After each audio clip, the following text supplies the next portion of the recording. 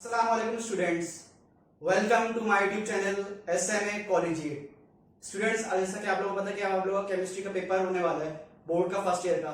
तो आइए डिस्कस करते हैं आज कुछ इंपॉर्टेंट टॉपिक्स, आपके इंपॉर्टेंट क्वेश्चंस जो लॉन्ग में आ सकते हैं आपके, और शॉर्ट में इंपॉर्टेंट न्यूमेरिकल्स वगैरह डिस्कस कर लेते हैं जो पेपर किस तरीके से आपको अटेम्प्ट करना है, किस तरीके से सीक्वेंस में अटेम्प्ट करना है आपको। स्टूडेंट, सबसे पहले आपका सेक्शन ए आएगा एमसीक्यूज का। तो उसकी तैयारी कैसे करनी है आप लोगों ने, सबसे पहले आप लोगों ने कवर कर लेना है बुक के एमसीक्यूज, नंबर 1, ठीक है।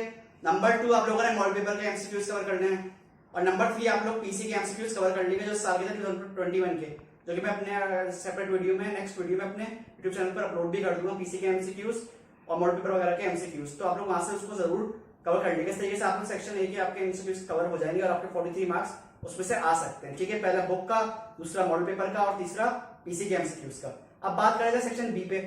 सेक्शन बी में आपके क्वेश्चन आएंगे टोटल पेपर में 9, इनमें से आपको अटेम्प्ट करने होंगे 5 क्वेश्चन, और 5 के 5 न्यूमेरिकल भी, 5 के 5 न्यूमेरिकल भी आएंगे आपके। तो यानी कि स्मार्ट स्ट्रेटेजी ये आपके पेपर की कि आप लोग बेहतर है कि डायरेक्ट न्यूमेरिकल्स 5 के 5 अटेम्प्ट कर लें बनिस्बत थ्योरी क्वेश्चन की, क्योंकि उसमें न्यूमेरिकल में 4 मार्क्स मिलने के भी ज्यादा चांसेस होते हैं आपके, ठीक है। तो आइए डिस्कस करते हैं कौन कौन से क्वेश्चन आ सकते हैं आपके पास। सबसे पहले चैप्टर नंबर 1 सिग्निफिकेंट फिगर्स, ठीक है।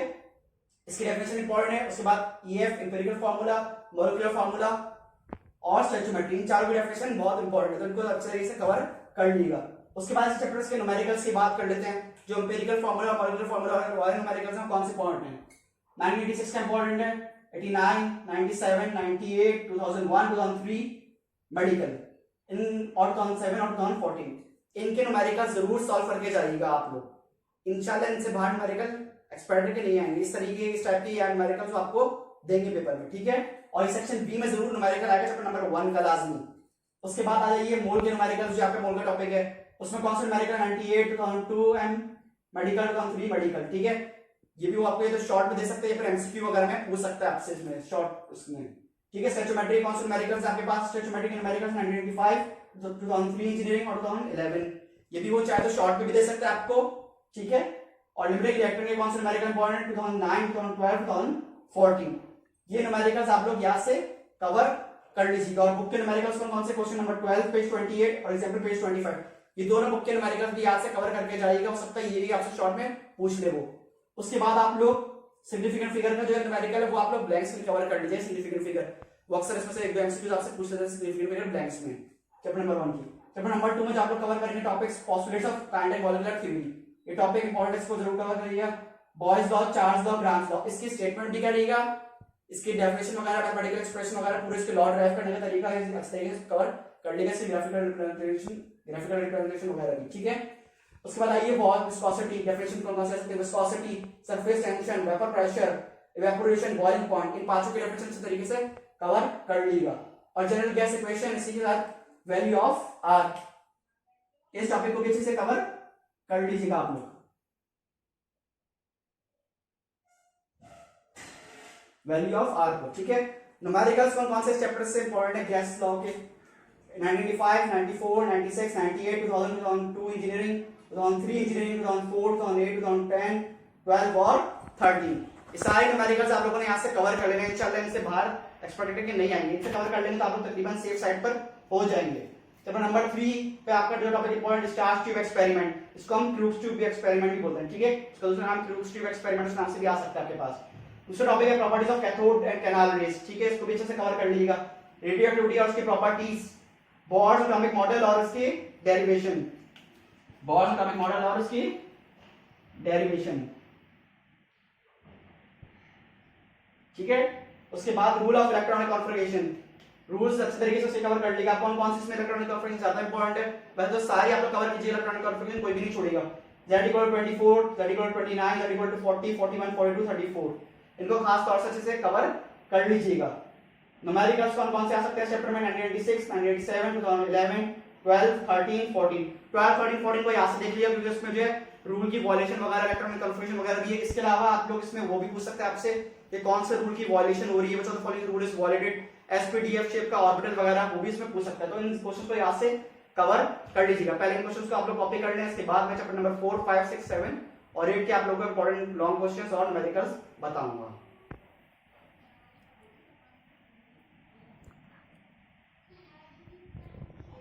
फ्रेंड्स आप लोगों ने चैप्टर 3 तक कॉपी कर ली, अब आगे डिस्कस कर लेते हैं, ठीक है। और एक बात और याद रखिए, सेक्शन सी जो आपका आएगा उसमें से आपको 3 में से एक क्वेश्चन अटेम्प्ट करना होगा लाजमी तौर पे, ठीक है। तो अच्छे तरीके से उसको कवर कर लीजिएगा। आइए अब जरा चैप्टर नंबर 4 में कौन कौन से टॉपिक्स इंपॉर्टेंट है। सबसे पहले जो टॉपिक इसमें आपके डेफिनेशन के साथ इंपॉर्टेंट है, सॉरी डेफिनेशन कह रहा हूँ आपको, पूरा लॉन्ग क्वेश्चन आ सकता है। इस पे आपका हाइब्रिडाइजेशन आ सकती है। हाइब्रिडाइजेशन का आपके पास CH4 methane ethane C2H2 molecule, उस पे हाइब्रिडाइजेशन आपके पास आ सकती है। सबसे ज्यादा इंपॉर्टेंट क्वेश्चन इसको याद से कवर करके जाइएगा। दूसरे नंबर पे जो इंपॉर्टेंट क्वेश्चन आपके पास डेफिनेशन में आ सकता है, आपके पास define bond energy, dipole moment, इनके डेफिनेशन अच्छे तरीके से कवर कर लीजिएगा। और तीसरा जो लॉन्ग इंपॉर्टेंट क्वेश्चन आपके पास पोस्टुलेट्स ऑफ VSEPRT थ्योरी, ठीक है, EPRT थ्योरी आपके पास, और उसमें शेप्स ऑफ मॉलिक्यूल्स का भी क्वेश्चन आ सकता है। शेप्स ऑफ मॉलिक्यूल्स में कौन से आ सकते हैं आपके पास, तो मैं यहाँ पे साइड में लिख देता हूँ, PeCl2 आ सकता है आपके पास, ठीक है, H2O आएगा आपके पास, और NH3 का शेप आपके पास आ सकता है। तो इन क्वेश्चंस को लाजमी तौर पे अच्छे से कवर कर लीजिएगा आप लोग। और पोलर और नॉन पोलर बॉन्ड का डिफरेंस भी अच्छे तरीके से कवर कर लीजिएगा, इसकी डेफिनेशन भी कवर कर लीजिएगा। उसके बाद चैप्टर नंबर 5 पर, चैप्टर नंबर 5 पे आपके पास डेफिनेशन में जो आ सकती है वो सिस्टम स्टेट, ठीक है। उसके बाद सराउंडिंग और heat of formation. Heat of formation की ज्यादा इंपॉर्टेंट है डेफिनेशन आपके पास, जरूर कवर कर लीजिएगा इसको। एक्सटेंसिव एंड इंटेंसिव प्रॉपर्टी का डिफरेंस और उसकी डेफिनेशन भी अच्छे तरीके से कवर कर लीजिएगा। ये वो आपसे एमसीक्यू में पूछ सकता है एक्सटेंसिव एंड इंटेंसिव प्रॉपर्टी के बारे में। उसके बाद न्यूमेरिकल जो आपके पास थे हेसिस लॉ के, किसके, हेसिस लॉ, एज बना दी इसलिए मैंने यहाँ पे ताकि आप लोग को याद रहे, ठीक है। 2001 2003 मेडिकल, 2001 2003 मेडिकल, 2003 इंजीनियरिंग, 2008 2010 12 और 14 याद से कवर कर लीजिएगा। उसके बाद थर्मोडायनामिक्स के जो न्यूमेरिकल्स हैं वो ये तीनों न्यूमेरिकल्स, 4 न्यूमेरिकल्स 2002 5 7 12, ये आपसे एमसीक्यू में पूछ सकता है और शॉर्ट में भी आपको दे सकता है, ठीक है। उसके बाद चैप्टर नंबर 6 में जो मोस्ट इंपोर्टेंट टॉपिक आपका वो लॉ ऑफ मास एक्शन और नीचेरिटस प्रिंसिपल, दोनों कवर कर लीजिएगा। इनमें से कोई एक भी टॉपिक आ सकता है आपके पास, या तो वो न्यूमेरिकल दे देगा आपको, ठीक है, या फिर आपको इसमें से एक क्वेश्चन दे देगा नीचेरिटस प्रिंसिपल या लॉ ऑफ मास एक्शन का। उसके बाद जो न्यूमेरिकल्स आपके केएफपी के जो आपके रिड्यूस हो चुके हैं वो छोड़ देगा आप लोग। केसी के जो न्यूमेरिकल्स इंपॉर्टेंट को यहाँ से कवर कर लेंगे, क्योंकि इसके न्यूमेरिकल्स आपके पास इंपॉर्टेंट भी हैं और मुश्किल भी आपके इसके न्यूमेरिकल्स, ठीक है। इतना इजी इसके न्यूमेरिकल्स याद है, इसकी अच्छे से प्रैक्टिस कर लीजिएगा।